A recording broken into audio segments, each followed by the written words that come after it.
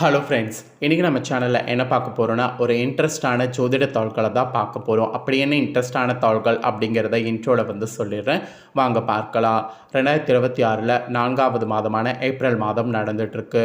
April மாதம் ஸ்டார்டிங்லேருந்து end வரைக்குமே நிறைய விசேஷமான நாட்கள், நிறைய கிரக மாற்றமான நாட்கள்லாம் வருது. அதில் சமீபத்தில் ஏப்ரல் 14ஆம் தேதி தமிழ் புத்தாண்டு பிறந்தது. அதை தொடர்ந்து ஏப்ரல் மாதம் 17ஆம் தேதி சித்திரை அமாவாசையானது வந்திருந்தது. இதையடுத்து இப்போ அடுத்த ஒரு முக்கியமான விஷயமானது வர இருக்கு. அது ஏப்ரல் 20 அன்னைக்கு திருதியானது வருது. சித்திரை மாதத்தில் வளர்பிறையில் வரக்கூடிய திருதி அக்ஷய திருதி என்று அழைக்கப்படுது. இந்த நாள் சாதாரண நாள் கிடையாது, ஒரு பயங்கரமான சிறப்பான நாள். இந்த நாளில் நம்ம எது செய்தாலும் அது பல மடங்கு பெருகும் என்பது ஒரு ஐதீகம். இந்த நாளில் நல்லது செய்தாலும் பெருகும், கெட்டது செய்தாலும் பெருகும். அதனால் இந்த நாள் நல்லதுக்கு பயன்படுத்தணுங்கிற மாதிரி மெயினாக சாஸ்திரத்தில் சொல்லப்பட்டிருக்கு. ஸோ இந்த புனிதமான நாளில் கிரகங்கள் புனிதமான முறையில் அமைந்திருக்கு. அதனால் ஒவ்வொரு ராசிக்காரங்களுக்கும் தலையெழுத்து மாறும். அப்படி கன்னி ராசிக்காரங்களுக்கு என்ன மாதிரி தலையெழுத்து மாறும் அப்படிங்கிறத தான் இந்த வீடியோவில் பார்க்க போகிறோம். ஸோ கன்னி ராசியில் பிறந்த நேயர்கள் யாராக இந்த வீடியோவை பார்த்துட்டு இருந்தாலும் ஸ்கிப் பண்ணாமல் பாருங்கள். உங்களுக்கு கிரகங்களால் இனி என்ன பலன் கிடைக்கும் அப்படிங்கிறத தெரிஞ்சு அதற்கேற்ப நடந்து பலன் பெறுங்க. யாரும் சொல்லப்படாத பல ரகசியங்களை இப்போ நான் உங்களுக்கு இந்த வீடியோவில் சொல்ல போகிறேன். அது என்னென்னா, நிறைய பேர் இந்த நாளில் தங்கம் வாங்கினா மட்டும்தான் சேரும் அப்படின்ட்டு நம்பிட்டு இருக்கிறோம். ஆனால் தங்கத்துக்கு பதிலாக வேறு சில பொருட்களை வாங்கினாலும் அதிர்ஷ்டமானது நமக்கு பெருகும். ஸோ அந்த அதிர்ஷ்டம் பெருகுவது எப்படி அப்படிங்கிறத தான் இந்த வீடியோவில் சொல்ல போகிறேன். அதையும் இந்த வீடியோவில் கன்னி ராசிக்காரங்க தெரிஞ்சுக்குங்க. கன்னி ராசிக்காரங்க இந்த ஒரு வீடியோவை ஃபுல்லாக பார்த்திங்கன்னா உங்களுக்கான பலன்களை முழுசாக தெரிஞ்சு பயன்பெற முடியும். அதனால் கன்னி ராசிக்காரங்க இந்த ஒரு வீடியோவை ஃபுல்லாக பாருங்கள். அப்போ தான் உங்களுக்கான பலன்கள் நான் என்ன சொல்கிறேங்கிறத எல்லாமே தெரிஞ்சு பலன் பெற முடியும். முதல்ல உங்களுக்கு பலன்களை பார்க்கலாம், அதுக்கப்புறமேட்டு என்ன வாங்கணுங்கிறத பார்க்கலாம். கன்னிராசி என்பர்களே, கனவிலும் மற்றவருக்கு தீங்கு நினையாதவர்களாக நீங்கள் இருப்பீங்க. யாருக்கும் உபத்திரமாகவும் இருக்க மாட்டீங்க. இந்த குணம் இருக்கிறது நல்லது தான். ஒருத்தருக்கு நம்ம உபத்திரமாக இருந்தோம்னு வச்சுக்கோங்களேன், அதுவே நமக்கு பெரிய ஆபத்தாக இருக்கும். நம்ம உண்டு நம்ம வேலை உண்டுன்னு இருந்துட்டு யாருக்கும் எந்த ஒரு இதுவும் இடைஞ்சல் கொடுக்காம இருந்தாவே நம்ம வாழ்க்கை நம்ம ஈஸியாக வாழ்ந்துடலாம். தனிமைங்கிறது நிறைய பேர் கஷ்டம்னு நினைக்கிறோம், ஆனால் தனிமை தான் இருக்கிறதுலே சுகம் அதிகம். மற்றவர்களுக்கு நாம் தீங்கு நினைக்காம நம்ம உண்டு நம்ம வேலை உண்டுன்ட்டு தனிமையாக நாம் இருந்தாவே அதில் நமக்கு சந்தோஷங்கிறது நிலைத்து இருக்கும். மற்றவங்களுக்கு தீங்கு நினச்சி அதில் தீங்கு நடந்து அது ஒரு பாவமாக மாறி அதுவே நமக்கு உபத்திரமாகவும் வாழ்க்கையை வெறுக்கிற மாதிரியும் பண்ணும். ஸோ அந்த குணத்தோடு இருக்கக்கூடாது என்பது மெயினாக நீங்கள் புரிஞ்சு தெரிஞ்சு நடக்கணுங்கிறது இன்னும் உங்களுக்கு அழுத்தமாக சொல்லப்படுது. இதோடு சேர்ந்து இப்போ சிறப்பு பலன்களாக உங்களுக்கு என்னென்ன பலன் கிடைக்குங்கிறத சொல்கிறேன். ஃபஸ்ட்டு உத்தியோகத்திலேருந்து ஆரம்பிக்கிறேன். உத்தியோகத்தில் உங்களுக்கு சிறப்பாக என்ன பலன் கிடைக்கும் அப்படிங்கிறத இப்போ நான் சொல்கிறேன், என்னங்கிறத தெரிஞ்சுக்குங்க. உத்தியோகத்தில் அலுவலகத்தில் சக ஊழியர்கள் இருக்காங்கள்ல, அவங்களுக்கும் உங்களுக்கும் நிறைய பிரச்சனை, நிறைய இடைஞ்சல்கள்லாம் இருந்ததில் அதெல்லாம் மாறி சமாதானமாக செல்வது மாதிரி ஒரு சூழ்நிலை உண்டாகும். ஆக்சுவலி இந்த சூழ்நிலை உண்டாகிறத நீங்கள் பயன்படுத்திக்கிட்டு சமாதானமாக செல்வது வேலையில் உங்களுக்கு இப்போதைக்கு நல்லது. எவரையுமே எளிதாக நினைக்க வேண்டாம். மீறி நினச்சி அவங்கக்கிட்ட பழகுனிங்கன்னா அவங்களே உங்களுக்கு ஆப்படிப்பாங்க. அவர்களிடம் தேவையற்ற பகையை வளர்த்து கொள்கிற மாதிரி சூழ்நிலை உண்டாகும். அதனால் எவரையும் எளிதாக நினைக்க வேண்டாம். ஆக மொத்தம் உத்தியோகத்தில் இருக்கிறவங்களுக்கு நிறைய கவனமாக இருக்க வேண்டும். சமாதானமாக செல்வது நல்லது. தேவையற்ற பகையை வளர்த்து கொள்ளாமல் விட்டு கொடுத்து போகிறது நல்லது.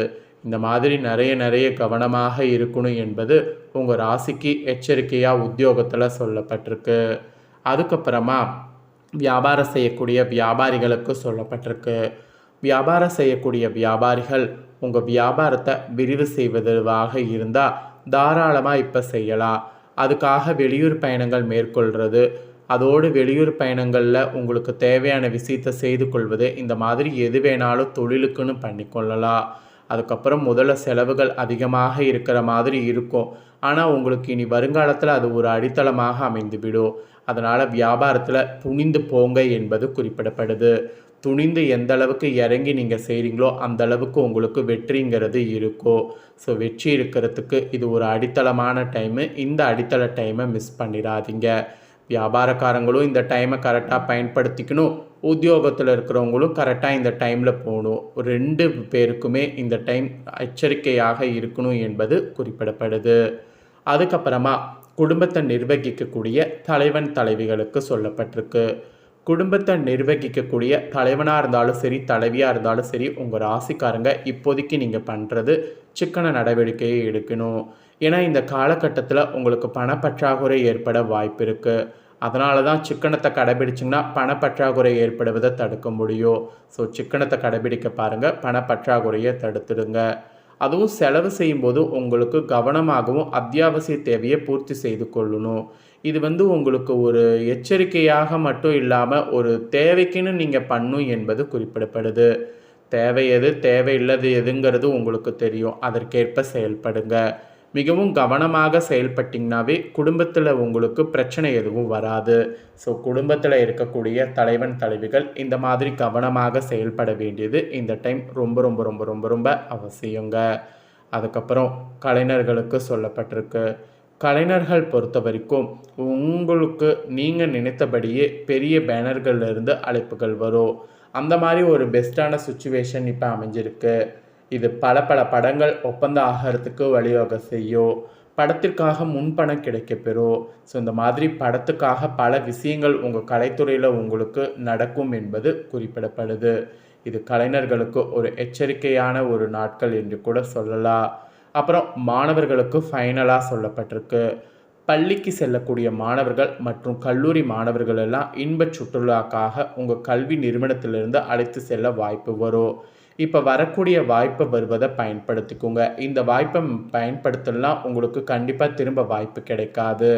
இப்போ நீங்கள் இந்த பயணம் மேற்கொள்கிறதுனால உங்களுக்கு நல்ல அனுபவமும் கிடைக்கும். அந்த அனுபவத்தின் மூலிமா நிறைய நீங்கள் கற்றுக்கவும் முடியும். அதனால் கண்டிப்பாக பயணங்கள் மேற்கொள்ள வாய்ப்பு கிடைச்சதுன்னா பயணத்தை மேற்கொள்ளுங்க.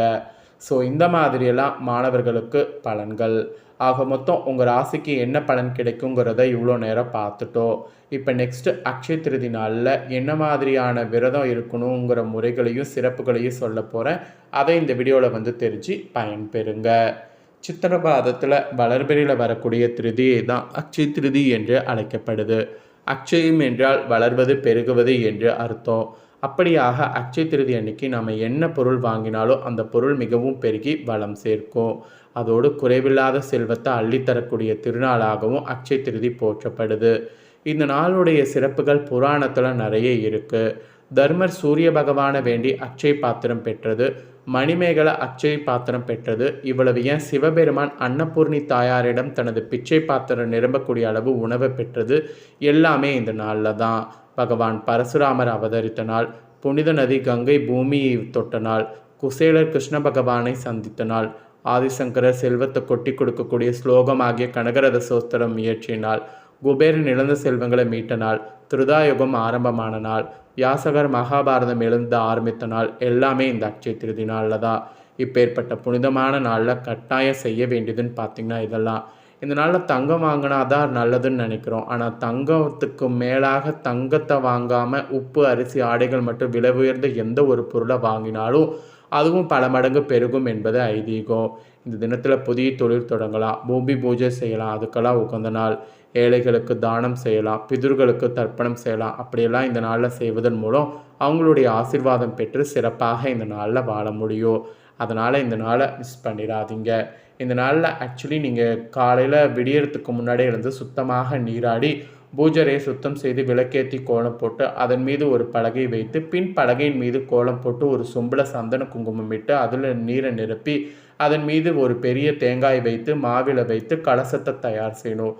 பின் அந்த கலசத்துக்கு பக்கத்தில் மஞ்சள் பிள்ளையார் பிடித்து வைத்து அதன் அருகில் புதிதாக வாங்கி நீங்கள் என்ன பொருள் வாங்கினீங்களோ பொண்ணோ பொருளோ அதெல்லாம் வைத்து பூ போட்டு பூஜை செய்யணும். பிறகு அதற்கு கற்பூர தீபாரணை காட்டி வணங்கணும். இதுதான் வளமான செல்வத்தை பெருக்கும். இதனால் ஏழைகளுக்கு அன்னதானம் செய்யணும், உணவு வஸ்திரம் போன்றவற்றை தானம் செய்யணும், பசுவுக்கு கீரை வகைகளை வழங்கணும். இந்நாளில் அன்னதானம் செய்வது மிகப்பெரிய புண்ணியமாக கருதப்படுது. ஸோ இந்த நாளுடைய சிறப்புகளையும் இந்த நாளில் பண்ண வேண்டியதையும் சொல்லிட்டேன், அதையும் தெரிஞ்சிருப்பீங்க. கண்டிப்பாக அதையும் செய்து பயன்பெறுங்க. இந்த வீடியோவை இப்போ நீங்கள் பார்த்து முடிச்சுட்டு இதை உடனே லைக் பண்ணி உங்கள் ஃப்ரெண்ட்ஸ் ஃபேமிலிக்கு ஷேர் பண்ணுங்கள். ஏன்னா உங்கள் ஃப்ரெண்ட்ஸ் ஃபேமிலியில் இருக்கிறவங்களும் வீடியோவை பார்க்கட்டும். அவங்களும் கன்னிராசிக்காரங்களாக இருந்தாங்கன்னா இந்த தாள்களை தெரிஞ்சு இதற்கேற்ப நடந்து பலன் பெறட்டும். இதே போல் புதிய அப்டேட்டான நிறைய வீடியோ நம்ம சேனலில் போடப்படும். அதை எல்லாமே உடனுக்குடனே தெரிந்து கொள்ள மறக்காமல் நம்ம சேனலை சப்ஸ்கிரைப் பண்ணுங்கள், கூட பெல் பண்ண ப்ரெஸ் பண்ணுங்கள். அப்போ தான் நான் போகிற மற்ற அப்டேட்டான வீடியோ உடனுக்குடனே தெரிஞ்சு பயன்பெற முடியும். ஸோ மறக்காமல் பண்ணுங்கள். வேறொரு வீடியோவில் உங்களை சந்திக்கிறேன்.